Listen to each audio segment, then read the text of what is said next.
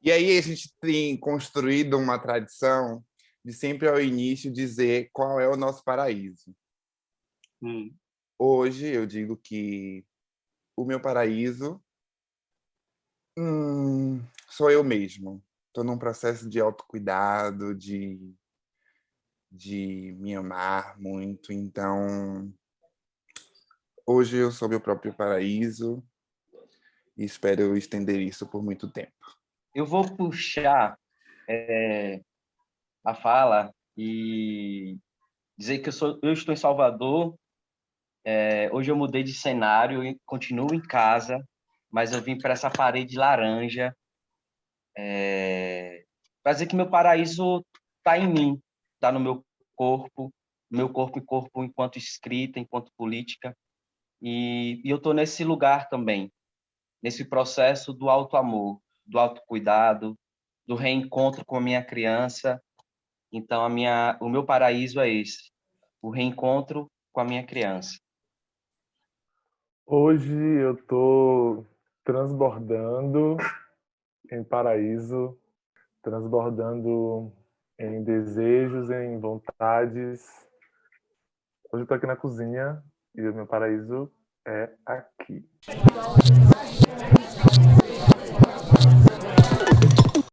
Bom, o meu paraíso está em mim nos últimos tempos. Eu estou tentando me reencontrar no meu paraíso, minha casa, depois de muito tempo de loucura, de viagem, sabe, dos outros querendo fazer inferno em mim. Agora eu estou no meu paraíso. O meu paraíso é aqui, no lugar em que me faço presente. Seja uma presença que é no toque, uma presença que é ancestral ou uma presença que acaba sendo virtual, pixelada. Eu acho que o paraíso é onde eu puder me fazer presente. Nesse lugar aqui em que estou, ele é o meu paraíso. Entre vocês que aqui estão, entre as pessoas que assistem, onde esse discurso se encontra e essas imagens elas chegarem, estarei sendo paraíso. O meu paraíso hoje, que eu vivi hoje, ele acontece antes e após o pôr do sol. É onde está meu paraíso. Moisés, você acha que você está na mídia? Você se vê na mídia? Eu acho que eu já estou saindo da mídia. É aquilo que eu disse, né? Eu estou voltando ao meu paraíso, então eu sou um representante que saiu de representação dia 15 de dezembro, voltando ao meu paraíso. Portanto, agora eu acredito que eu deva sair um pouquinho da mídia, porque essa mídia fez, inclusive, com que a gente ficasse muito alvo deste desgoverno fascista que está aí. Nesse lugar, né, de ser foco, né, estar em evidência é estar em manchete. E aí, nesse lugar da manchete, qual é a manchete que te dá mais medo? Nossa, o fascismo prosseguir sem que o gado perceba que vai para abate. É o meu maior medo nesse exato momento. Mas 2022 vai ser o momento para mim da gente resolver isso. Use camisinha ou faça teste. Bem, eu não preciso mais fazer teste. Menos mal para mim. Mas eu acho que eu acredito no se cuide e cuide do outro, da outra, do outri. E, portanto, a gente também fala de fazer o teste, que eu acho recomendável para qualquer criaturinha. Mas a minha pergunta, ela prevalece. Eu quero saber se o seu feed é fake ou é fato. Eu só curto fatos e atos. É bem assim. Inverdades me deixam muito desconfortável e indignado. Então, eu prefiro, sabe, que seja verdadeiro. Até quando a gente se expõe, ou às vezes sem querer, a verdade muitas vezes machuca também, né? Então, a gente tem que saber dosar. Mas eu ainda prefiro isso, sabe? Moisés, quem você cancelaria hoje? Eu pretendo cancelar com meu voto nas próximas eleições. Precisa dizer nome? Não Hashtag precisa. ele não. Pronto. E, se Deus quiser, trazendo de volta a esperança, sabe? Porque a gente ainda precisa mostrar que nossa população ainda é alvo. E eu não quero isso para ninguém, não quero me sentir alvo e não quero ver ninguém morrer por ser alvo, sabe, nesse país. Todas concordamos com essa hashtag.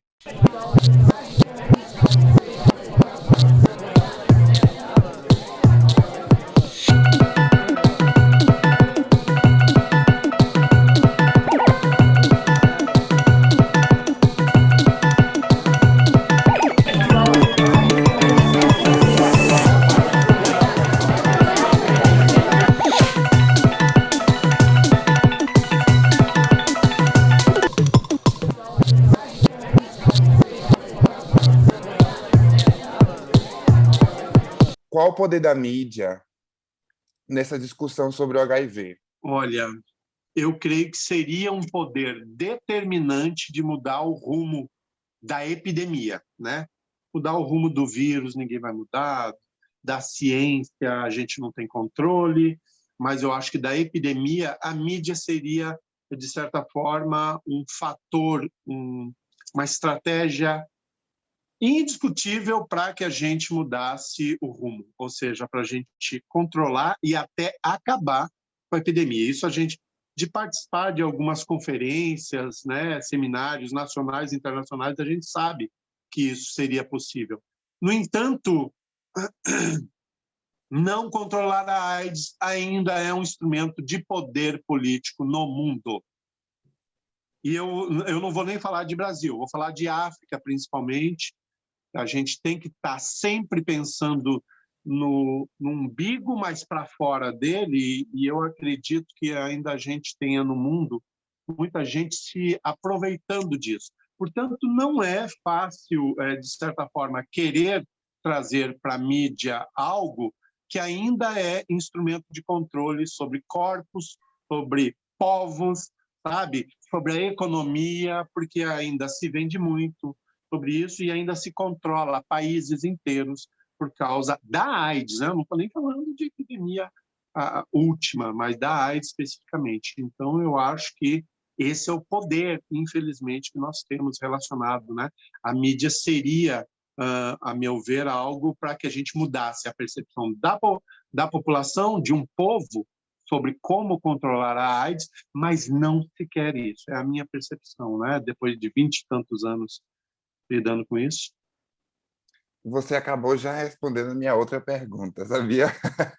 Porque eu ia trazer um pouco do contexto histórico e falar um pouco do nosso processo enquanto essa construção do espetáculo Paraíso, né, que a gente mergulhou e se debruçou sobre o livro de João Silvério Trevisan, que é o Devassos no Paraíso, e ele traz essa noção histórica sobre esse vírus social que foi instaurado, né, principalmente ali por conta das mídias também. E aí eu ia te perguntar justamente de quem seria talvez essa responsabilidade, da política, da sociedade, da igreja, né, que enfim também teve ali o seu grande poder nesse momento. Então, se você puder, enfim, discorrer e dizer um pouco mais sobre esse processo e o quanto a mídia foi influenciada e ainda é, né, de uma certa forma. Eu acho que a mídia, lá na década de 1980, quando começa a epidemia, para nós, mas no mundo inteiro, né, o conhecimento histórico, registrado que a gente tem, né, ela virou um veículo de certa forma, tentar encontrar responsáveis, sabe? Por uma coisa que era da sociedade. Porque se todo mundo faz sexo, não é só de gays, não é só de população LGBTQIAP+, que a gente está falando, né? Mas naquele momento, como a gente disse antes, instrumento de dominação. Olha, vamos aproveitar isso que está acontecendo e vamos construir uma imagem de epidemia. E a imagem que se construiu de epidemia desde o início, com o HIV ficando rotulado, estigmatizado, como é que eu vou dizer? A gente tem tatuado em pessoas LGBTQIAP+, foi o grande erro que a mídia causou? Só para vocês terem uma ideia, aqui no Brasil, nós, da Rede Nacional de Pessoas Vivendo com HIV/AIDS, nós chegamos a fazer uma consulta à Academia Brasileira de Letras sobre o termo aidético. Eles nos deram toda a resposta formal da academia, dizendo que era uma aberração, que não se pode pegar uma sigla, né? A AIDS ainda estava como sigla, tudo em maiúsculo lá, uma sigla, pior de tudo, uma sigla do inglês para cá, né? Porque nós não éramos para ser AIDS, nós deveríamos ter SIDA aqui.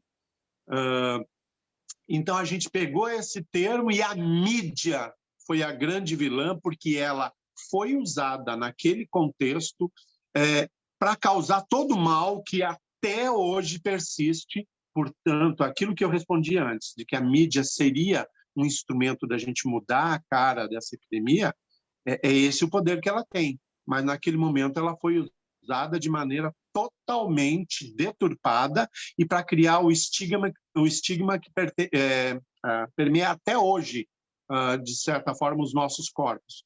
Governo omisso, não queria assumir responsabilidade, sociedade que prefere fechar os olhos, os ouvidos e a boca para o preconceito, a mídia foi apenas instrumento, né? E nós temos aí dentro desse processo ainda toda uma cultura machista, patriarcal, de dominação, que a gente sabe, né? A epidemia ela começa elitizada. Ela não é uma epidemia de hoje, que é uma epidemia de pobre, preto e de periferia. Não é. Nós temos duas epidemias diferentes hoje em dia, mas era de elite. Não era de pessoas negras, por exemplo, era de gente branca, elitizada, sabe? Fazia o que queria. Enquanto estava lá, estava tudo, parece que muito bem, era restrito. Mas agora, mesmo com a mudança, como é que a gente faz para que o governo assuma que essas mudanças precisam refletir políticas públicas que também modifiquem os contextos que nós temos? Sabe? Não é mais justo a epidemia ter cara, raça, cor, idade, gênero, como é que a gente fala? Não dá para ter populações em situação de vulnerabilidade sendo colocadas novamente como grupo de riscos. Então, isso é muito ruim. Isso é muito ruim porque o que nós temos hoje, que é totalmente diferente de 1980, mas a gente tem os mesmos contextos retornando agora, a partir de 2015, né, 2020, com mais força ainda. Então, é isso que nós temos. Não é uma questão de responsabilidade. A responsabilidade deveria ser de todos, inclusive sociedade. Né? Nós, como sociedade, precisamos dizer para o governo que ele não manda na gente, a gente deveria mandar no governo.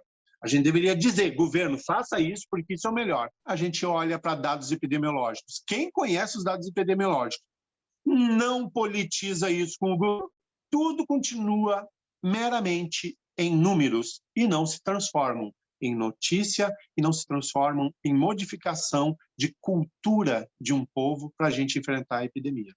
A gente não se dá conta do processo. Assim. Você falou a palavra SIDA, ela me remeteu aos meus 15 anos de idade.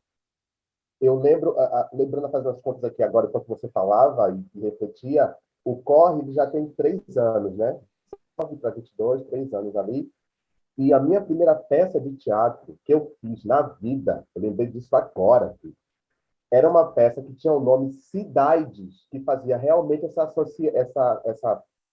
trocadilho com a palavra, que falava de uma cidade que tinha contraído o vírus, precisava discutir sobre isso. Na escola, eu aos 15 anos de idade.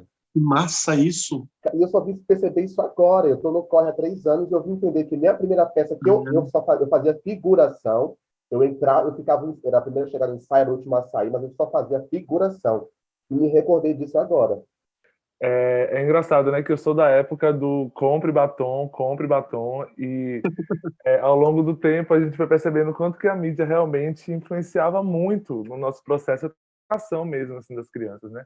E aí, quando o Dantas pergunta faça o teste ou use camisinha, que também era um slogan de propaganda, né, que sempre aparecia no carnaval, use camisinha, era basicamente quando eles começavam a investir, né, É. nessas propagandas de camisinha. Eu lembro que nos carnavais tinham aquelas camisinhas enormes, assim. E aí, dentro desse universo, numa análise crítica e histórica, como é que você enxerga essas propagandas de combate ao HIV? Para quem elas são direcionadas, né? Elas são eficazes, na sua opinião? Marcos traz o contexto do carnaval, mas o contexto do carnaval, a camisinha estar naquele lugar. Transe com camisinha para não engravidar. Não estava no lugar do se prevenir contra doenças, assim, literalmente, né? Então, assim, tipo, até para poder também ter um contexto aí de que forma a camisinha também adentrava nessas campanhas, né? Então, assim, só para também trazer uma memória que eu tenho de que, tipo, não era para prevenir em si doenças. Eu via e enxergava a mim no lugar de que use camisinha para não engravidar. Eu falei com o Lui, inclusive, sobre isso, porque como eu participei de algumas instâncias nacionais desde o início assim, da minha trajetória política, por exemplo, eu fiz de 2005 a 2009, eu fiz parte da CNAIDS, que era a Comissão Nacional de ST-AIDS do Brasil. Ela era relacionada diretamente com o ministro da Saúde na tomada de decisão sobre as políticas de AIDS, de ST-AIDS do Brasil. E a gente tinha nessa comissão nacional, que era deliberativa, era uma comissão de comunicação, de informação e comunicação. E a gente construiu, nesse tempo que a gente esteve lá, algumas campanhas. Então, vamos tentar entender que campanhas são essas. As campanhas tinham 2 momentos apenas, tá? Era 1º de dezembro e carnaval. Então, o 1º de dezembro ele já dava o tom da campanha para o carnaval, que era logo em seguida, né? Então, em dezembro, a gente já começava a se preparar janeiro para fevereiro para o carnaval. Então, eram campanhas que, com o perdão da palavra, campanhas de governo, então é muito difícil. Eu me lembro que em 2006 a gente fez uma campanha que falava de AIDS e racismo. Sabe quais capitais a gente tentou envolver para falar sobre AIDS e racismo em 2006? Salvador, Rio de Janeiro, tentamos também Maranhão, né? Porque são 3 grandes points de população negra no Brasil. Só para vocês terem uma ideia, a gente veio fazer oficinas, a gente veio tentar conseguir... Como eu já era da cidade, a gente fez articulações aqui com diversas instituições, e várias instituições do movimento negro não quiseram ajudar, pautar, incorporar a própria campanha que era para falar de AIDS e racismo, em 2006. Isso é só para vocês terem uma ideia. A campanha que saiu naquela época foi uma campanha de mídia, tipo TV Globo, pasteurizada, uma coisa que não refletia necessariamente aquilo que a gente vivencia na nossa base, sabe? A gente queria ver coisas da nossa base, sabe? A gente tentava falar coisas e as campanhas eram... Sabe isso que vocês falaram? A campanha era voltada para heterossexuais, mesmo a campanha AIDS e racismo tinha mais gente branca do que gente negra, era pasteurizada e era feito por uma grande empresa de comunicação. Então, era muito difícil isso, sabe, gente? Vivenciar isso, vivenciar que as campanhas têm período certo. As campanhas não são algo ininterrupto. Era para ser ininterrupto, era para ser o ano inteiro, porque as pessoas não pegam HIV só em dezembro e nem só no carnaval. As pessoas trepam, desculpe, o ano inteiro, dia inteiro se deixar, entendeu? Então, tem essas coisas. A gente não aproveita para fazer campanhas nos momentos pontuais. Por exemplo, Dia da Mulher, Dia da Consciência Negra, era para ser todo ano. Era para o tema permear, transversalizar todos os grandes momentos que a gente tem. E não acontece isso. Então, eu acho que a gente perde muito foco certas horas. Pouco foram as campanhas que falaram de promoção de saúde, de cuidado e autocuidado, sabe, de que não se usa preservativo só para não ter gravidez, indesejada, mas só se falava de preservativo também, a gente, sabe, um modelo impositivo sobre preservativo como a única coisa. Durante muito tempo isso foi válido, mas a partir de 2015, meu Deus, antes de 2015 eu já participava de conferências por aí em que a gente ouvia coisas. Nossa, tinha um spray que você jogava em cima do pinto e ficava uma camisinha instantânea. A gente nunca viu isso chegar no Brasil. Nunca viu isso chegar. Depois, com muito custo, a gente começou a falar de PEP, profilaxia pós-exposição, porque já era usado para vítimas de violência sexual, vítimas, né, de acidente perfúrio cortante, ou seja, profissionais de saúde, mas era basicamente nesses casos, sabe? E depois, agora, gente, 2017, eu, Moisés, tive o prazer e a decepção de participar do Comitê Comunitário de Implantação da PrEP no Brasil. Para quê? Para a PrEP não virar política pública universal, porque ela continua como uma política só em CTA-SAI, só para algumas populações, ela não virou uma política pública universal, integral, nem equânime, e ela ainda está elitizada. É para quem tem celular, é para quem tem internet, é para quem tem informação e consegue saber que existe PrEP. A maior parte da população de periferia não sabe o que é isso. Então, campanha tem a ver com isso, sabe? Dar um foco legal para coisas que precisavam ser realmente públicas, universais, legais, e as campanhas não conseguiram fazer isso. Elas só impuseram certas horas uma marginalidade do uso do preservativo como imposição terrorista, só falando de gravidez no carnaval, como se as pessoas trepassem para fazer filho no carnaval, né? É incrível isso. Ainda tem os machos do patriarcado, né? Eles ainda acreditam que sexo é só para fazer filho, né? Então, fazer o quê? É interessante você falar isso. A gente, quando conversávamos com Rosária, até citamos, né, essa questão. E as propagandas para os corpos soropositivos, né? E como levar também informação e fazer com que essas pessoas, elas, ao descobrir a sua sorologia, elas tenham também acesso a todos os procedimentos, as tecnologias que existem, né? Esse espaço também na mídia aparentemente não existe, né? E engraçado que os nossos episódios do Espetáculo Paraíso, que é um espetáculo seriado, o episódio que mais teve visualizações é justamente o episódio em que a gente fala sobre essas tecnologias de prevenção, né? Sobre as informações de fato, né? Todas as formas possíveis já colocadas. Olha que massa. E eu comentar também que essas propagandas, elas sempre também estão no lugar da castração do desejo, do prazer, né? Sempre nesse lugar. Igor? Uma coisa, até nesse lugar que Marcos trouxe aí, Moisés, nesse processo em que você teve ali à frente, 2005 até 2009, né, que você falou, e também durante todo esse processo de caminhada que você tem aí de luta, qual o momento que você viu a questão dessas campanhas que Marcos fala de, tipo, por exemplo, das pessoas que já convivem com HIV? Em que momento se discutiu em falar, vamos trabalhar também com campanhas que cheguem a essas pessoas? Né? Porque, por exemplo, quando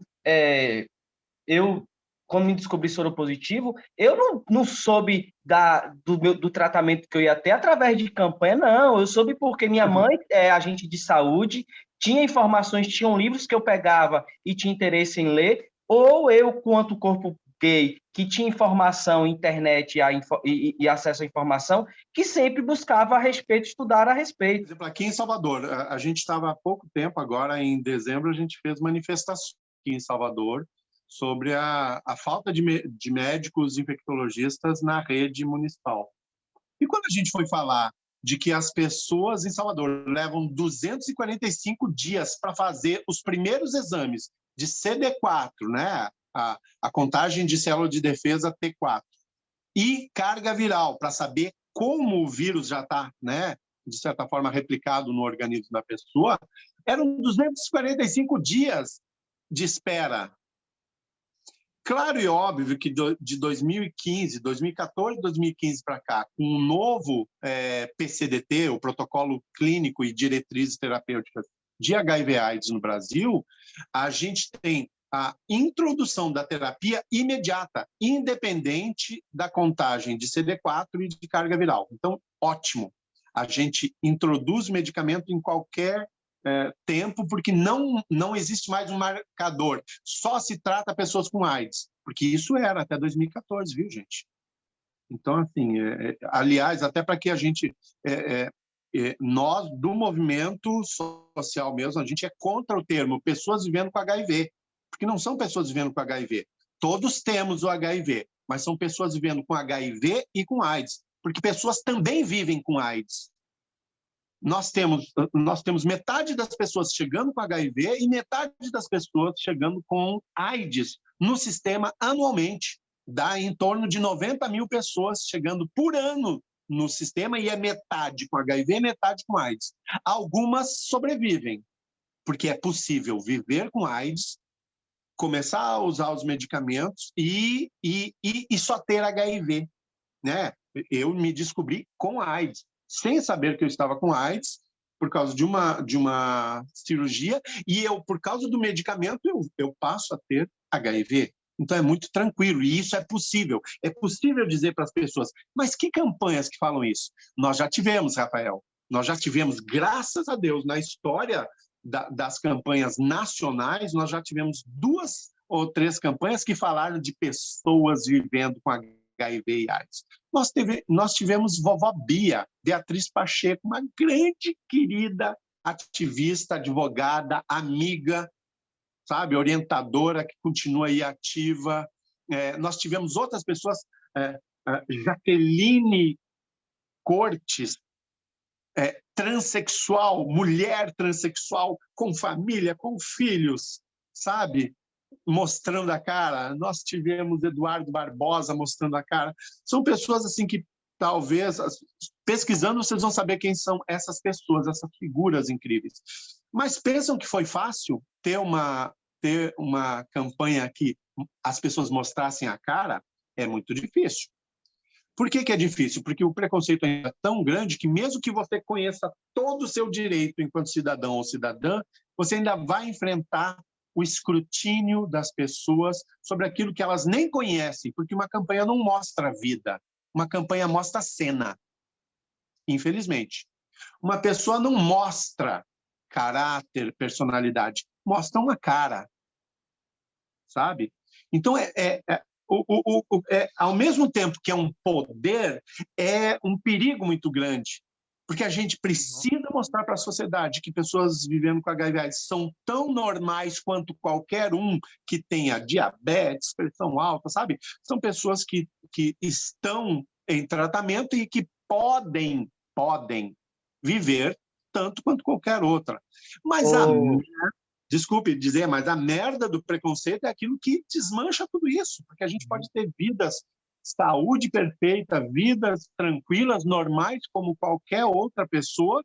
No entanto, o que vierem a pensar de mim, Moisés, só por saber que eu sou soropositivo, é o que vai fazer a diferença em transformar a minha vida num paraíso inferno. Aquilo que lembra? Então, tudo isso é de lá do início do nosso debate. E as campanhas já tiveram esse papel de mostrar que pessoas vivendo com HIV são pessoas como qualquer outra. Não falam, é claro, dos problemas do medicamento, não falam de efeitos colaterais, de efeitos adversos, não falam de que o acesso não é esse acesso, a gente fala de acesso universal porque ele não é um acesso gratuito. Ele está lá disponível, mas nem todo mundo tem condições de ter acesso. Nem todo mundo tem o seu transporte para ir, inclusive, buscar o remédio todo mês. Nem todo mundo tem comida suficiente para comer e conseguir aguentar o peso dos medicamentos, né? Então, quem é soropositivo que está aqui nesse debate com a gente hoje sabe disso, dessa realidade. Então, as campanhas não vão transpor esses limites de um tempo X para mandar uma mensagem, a gente vai mostrar uma aparente normalidade. Mas não é normal viver com HIV. Muito melhor seria não viver com HIV. A gente enfrenta o HIV. Nós temos aí, a partir das novas mídias, né, dessas plataformas digitais de Instagram, o YouTube, nós temos visto uma ascensão de perfis, né, de pessoas vivendo com HIV, falando sobre essa possibilidade. Né? Muitos falam, né, de forma até cotidiana sobre essa questão do assunto, sobre a sua vida, trazendo o que você fala, tipo, não é uma cena, mas elas mostram em si sua vida cotidiana, sua cara em si, né? Tipo, de que forma esses perfis eles estão aí hoje também, auxiliando nessa questão da quebra de paradigmas para você, né? Como você enxerga esses perfis, né? Esses influenciadores? É um lugar também de ativismo? Você enxerga esses perfis como lugar de ativismo? Eu acho que é um lugar de ativismo. E é engraçado, né? Não existe demanda se não existir uma coisa que possa ser, que esteja sendo necessária. Então, pessoas que falem sobre ter o HIV é legal porque talvez, gente, traga uma outra perspectiva diferente das campanhas. A pessoa está lá falando de vivência, aquilo que a gente chama de vivência soropositiva. É um momento de abertura. Se a pessoa faz cena ou não faz com aquilo que ela... aí eu não vou poder avaliar, porque a gente vai ter milhares de pessoas aí falando. Agora, nós temos para o bem e para o mal. Porque a gente tem pessoas que se conectam com o ativismo de verdade. Nós temos pessoas que buscam dados, nós temos pessoas que estão inseridas, permeando o movimento social de luta contra a AIDS. Isso é muito importante, porque uma conexão política... A pessoa vai para a mídia e acha que ela está só fazendo entretenimento. Desculpe, não é entretenimento falar de AIDS. Não é para lazer. Existe uma carga política em cima do dizer-se soropositivo que é muito densa para a pessoa achar que vai fazer teatro com isso, sabe? Então, talvez tem pessoas que não percebam a importância do que estão fazendo para se qualificar melhor para isso. Nós já tivemos uma época em que jovens não faziam tratamento de jeito nenhum por medo da lipodistrofia, que eles nem sabiam o que eram, mas eles ouviam falar. Eles ouviam um monte de ativista, inclusive, falando de efeitos colaterais e efeitos adversos, e não aceitavam a terapia, e eram resistentes à terapia. Então, foi um desserviço enorme. Então, um monte de gente falava de um monte de coisa, inclusive falava mal do tratamento. Um monte de gente falava mal da camisinha, sabe? E aí, então, será que os instrumentos são feitos para falar bem ou falar mal, desse modo meio maniqueísta? Sabe? Será que a gente não pode encontrar meio termo? Olha que coisa maravilhosa vocês estão fazendo. Vocês estão estabelecendo diálogos para a construção de consensos. Eu acredito muito nisso.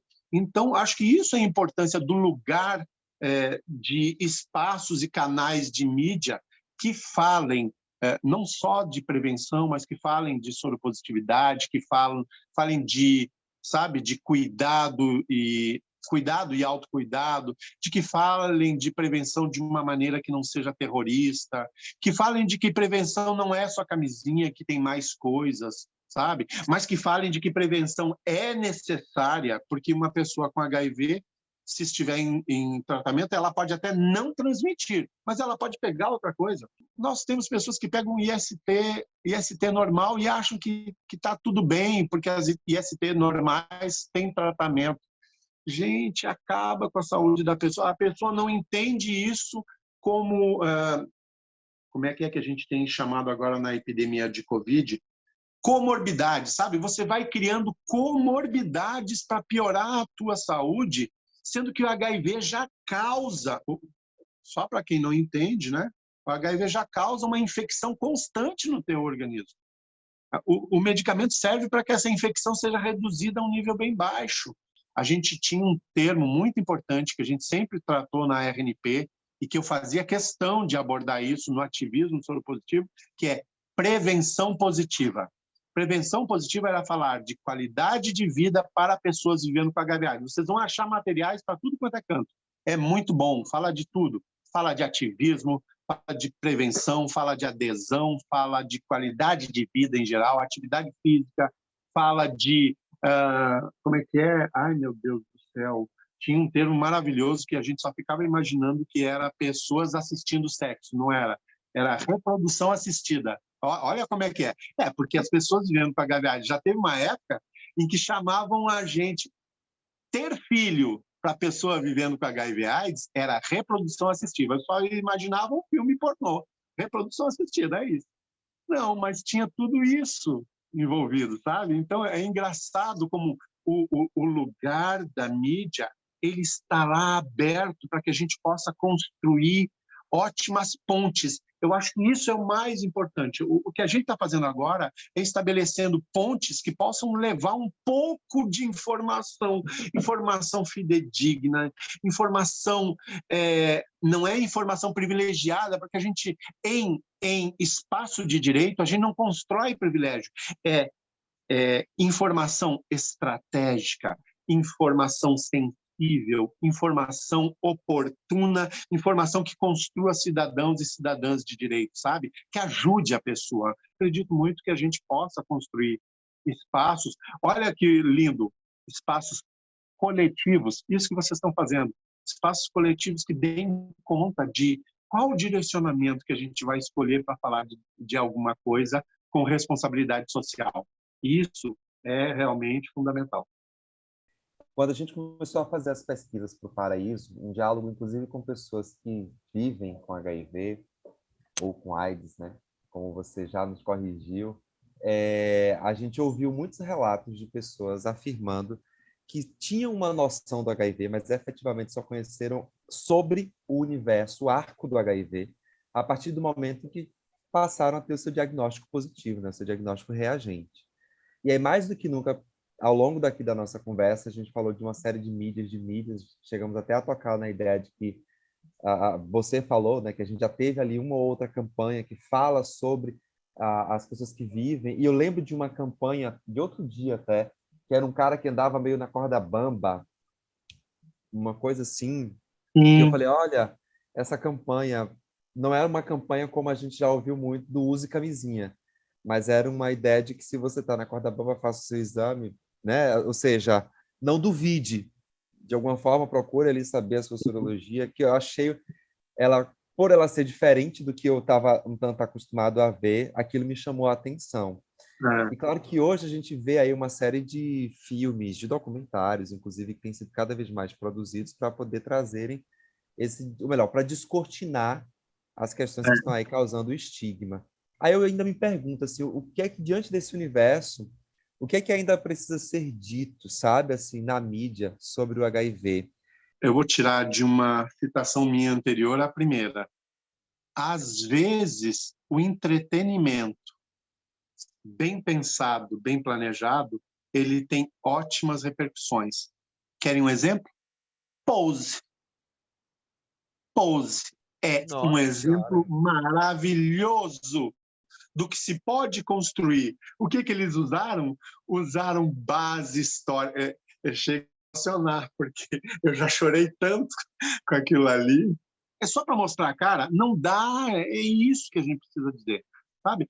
Ou para ficar conhecido, meu Deus, que ego, que tamanho de ego a pessoa tem que ela só quer ser conhecida. Então, para ser conhecida, ela fala que tem HIV. Só que, então, esse é um ponto. É que, talvez, as temáticas bem construídas né, para as temáticas, não é a temática está aí. São os Talvez produtos a mesmo, né? estratégia bem construída e planejada, ela sirva a um propósito. E aí até o próprio entretenimento nos ajuda. Nós temos bons filmes que muita gente precisaria conhecer, nós precisaríamos fazer com que as pessoas entendessem que o tratamento que está aí não é dado, não é de graça, e que muita gente morreu por ele. Foi uma conquista. Não foi dado. As pessoas estão achando que só porque está lá no serviço disponível que é gratuito, porque o governo é bonzinho e está dando. Não! O governo a qualquer hora pode tirar isso, principalmente esse governo agora. Esse governo começa com ameaças de tirar o tratamento antes mesmo de entrar o minto, né? Então, é só para vocês terem uma ideia do peso que tem a coisa. Então, o tratamento não foi fácil. Acho que talvez essa é uma outra coisa. Talvez abordar a construção histórica do direito relacionado com HIV/AIDS é um segundo ponto importante. E o porquê disso? Porque quem não sabe de onde veio não sabe para onde vai. Isso é uma frase célebre que a gente tem que... É uma coisa que a gente aprende, inclusive, no axé, né? Lembra? Reverenciar os nossos antepassados, reverenciar quem veio antes, porque tem sabedoria nisso. A gente sabe disso.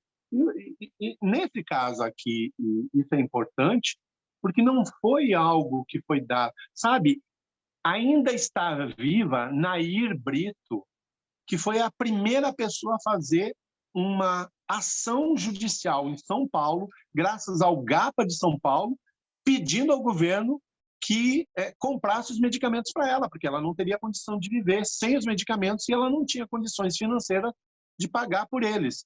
Porque a maior parte das pessoas, até a década de 1980 e início dos 90, viveu de contrabando de medicamento antirretroviral quando eles surgiram. O resto morreu. Então, conhecer Nair Brito, saber que ela está viva até hoje, que é uma pessoa lúcida, ativa, envolvida com ativismo, conhecer essas bases, conhecer a evolução da política, conhecer referências no ativismo é muito importante. Eu não estou aqui só por mim hoje. A importância disso, né, Luiz? Eu estou porque pessoas me motivaram a entrar na trajetória. Algo que vocês disseram seja muito importante, que é o que nós queremos na mídia nesse exato momento. Porque para dizer o que nós queremos, nós temos que conhecer. Uma coisa é falar da história da AIDS, outra coisa é também ver como está a epidemia agora.